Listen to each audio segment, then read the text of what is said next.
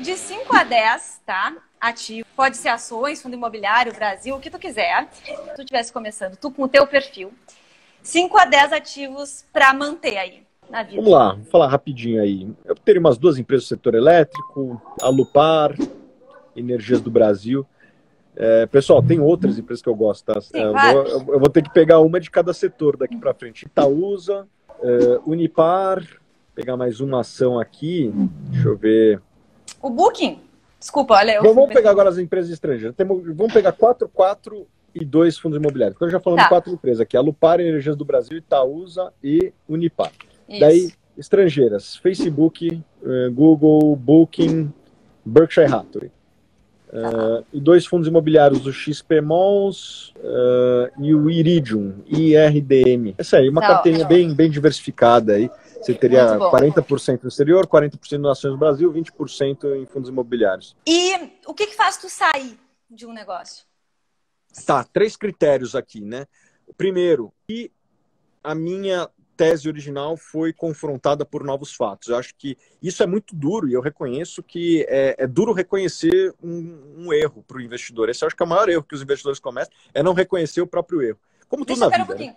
Eu vou só te interromper para dizer um negócio. Se tu pode ir falando, mas se tu puder dar algum exemplo na crise, se teve alguma coisa que fez tu sair em relação a esses 3 pontos que tu vai falar. Putz, nessa crise especificamente não teve nada que me fez refletir a respeito da tese original. Obviamente que teve empresas que sofreram mais do que a gente imaginava, que sofreram numa crise normal, porque simplesmente, sei lá, empresa de shopping.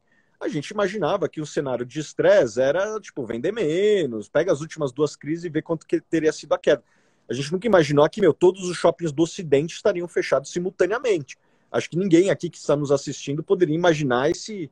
A gente nunca tinha visto isso na vida, né? É muito difícil você acreditar em algo que você nunca viu e que não tem registros na história da humanidade, né? Então, era algo que a gente não imaginava. Isso aconteceu, a gente recomendava shoppings e eles performaram pior do que a gente imaginava que performariam nos piores dias. A gente acha que isso é passageiro, os fundos de shopping imobiliário têm caixa para sobreviver, em algum momento vai voltar às vendas, já estão voltando às vendas, já estão voltando a pagar dividendos, mas sofreram de um evento quase, 30 sigmas, né? Assim, 30 desvios padrões, algo que a gente nunca imaginava, todos os shoppings do Ocidente fechados simultaneamente. Bom, era isso que aconteceu nos piores dias de março e abril. Né? Mas isso não me fez mudar de opinião a respeito do longo prazo. Eu acho que as pessoas vão voltar quando tiverem segurança sanitária, saúde, vão voltar um evento ali recorrente. Eu acho que não vai mudar os hábitos de maneira estrutural. Beleza. Então, se mudou a minha tese original. Segundo, se subiu muito, assim, se um ativo começar a valer 30, 40 vezes lucro, fica muito difícil daquele valor sustentar. A empresa tem que entregar muito crescimento. Qualquer trimestre ruim ou ano ruim joga o papel para baixo. A gente já viu isso várias vezes. Ambev, uma baita empresa, uma baita gestão, tem tudo isso que eu te falei, só que negociava 30, 40 vezes lucro há 5 anos atrás. E bastou ter alguns anos não tão bons, e quando eu digo não tão bons, não é prejuízo. A margem da Ambev ainda deve ser talvez a maior de cervejaria do mundo, só que era 50, tá 30 e poucos. Então, só de parar de fazer sol já jogou o papel. Sim. De, sei lá, de 30 para 15. Estou chutando os números aqui, porque é tanto número que a gente esquece. Mas, enfim, não foi tão bom. Então, o valuation importa. Então, se subir muito e ficar num valuation muito acima, e quando eu digo muito acima, 30 vezes lucro para um negócio que não cresce tanto, começa a me incomodar. Eu venderia. E terceiro, se surgir uma oportunidade melhor. Eu acho que ninguém tem que estar preso a uma ideia. Se aquela empresa é boa, mas surgiram outras oportunidades, por que não vender e ir para a próxima? Eu não negocio muito, eu raramente vendo. Eu não lembro quando foi a última vez que eu paguei imposto de renda, então realmente eu vendo lá aqueles limites de 20 mil reais por mês. Eu prefiro estudar mais e negociar menos e comprar aquela empresa que é para casar, do que ficar negociando, estudar pouco e negociar muito. Eu tenho, meu pai, ele tinha um tio que até faleceu, e ele tinha uma estratégia, morreu muito bem de posse, e ele tinha uma estratégia, ele só comprava coisas na vida, ele nunca vendia. Ele tinha carro assim que que ele ia repassando, assim, comprou um carro, esse carro usou 5 anos, passa para o filho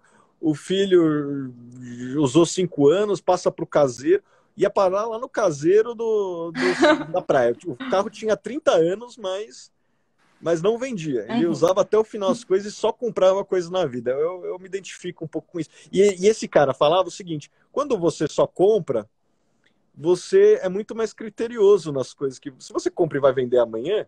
É verdade. Já que tudo que você vai comprar para casa... Vai escolher com quem tu vai casar, né? Tu não vai casar exato. com qualquer pessoa.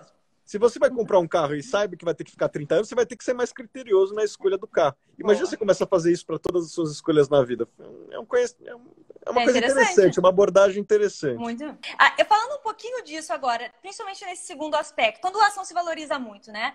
A gente viu, a gente vem vendo, né, já há algum tempo, uma atenção muito grande para as empresas de crescimento, né? Qual vai ser a nova Magazine Luiza? Recentemente eu li um relatório do Eliseu, que até estava nos escutando, que falava sobre a Tesla e todas as outras montadoras, né? E como a Tesla vale muito mais que todas essas em conjunto. Eu estava olhando na Suno Analítica um pouquinho os indicadores de algumas coisas mais tradicionais, e entre elas os bancos, né? E aí a gente vê, talvez, a pessoa deixando de lado um pouco esses setores mais tradicionais e muito em volta dessa narrativa de crescimento, dessas coisas incríveis. E aí me chama a atenção muito em função do que tu falou ali da Ambev. Tudo bem que a Ambev não é uma super empresa de crescimento, mas precisa muita coisa acontecer para não frustrar expectativas. E eu queria que tu falasse um pouquinho sobre isso. Realmente, eu começo a ver alguns certos exageros e em tudo que é relacionado à tecnologia, empresas sendo negociadas a 50 vezes receita. Estava vendo uma empresa outro dia de 4 funcionários, valendo 18 bilhões de dólares e tinha receita de menos de 10 milhões de dólares no ano passado. Um negócio assim. Nikola, o nome da empresa. Eu acho que é um certo exagero, né? Me lembra algumas coisas da bolha da internet. E daí, eu vi uma vez uma análise do professor Damodaran, que é o papa do valuation, e ele começou a fazer algumas análises de crescimento, né? Quanto que as empresas do topo 1% cresceram nos últimos 10 anos, né? E o que ele viu é que até tem uma outra empresa que consegue crescer bastante, tá? Uma Magazine Luiza, mas é praticamente impossível todas as empresas do mesmo segmento crescerem numa taxa elevada. Então, em algum momento, uma empresa começa a competir com outra e vai sobrar as Amazons do mundo, os Googles do mundo e os Yahoos do mundo vão ficar para trás.